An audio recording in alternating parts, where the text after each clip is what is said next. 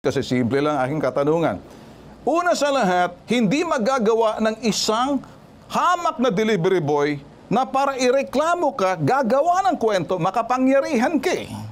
Paano mo sasabihin nagsisinungaling tong pobre? Nasa otoridad ka. Pulis ka. Gagawa ng kwento to.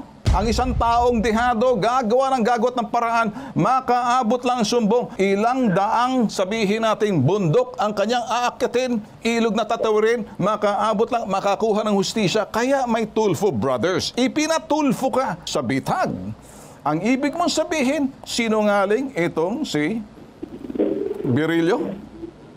Yes, sir. Sir, with all due respect, sir, Paano mo masabi sinungaling? O sige, ganito. Mark Anthony. Sinungaling ka raw, Mark Anthony. Sagutin mo nga yung dati mong amo, huwag ka matakot. Eto, tumatayo ko para sa'yo. Sir, hindi po totoo na magkasama kami, sir.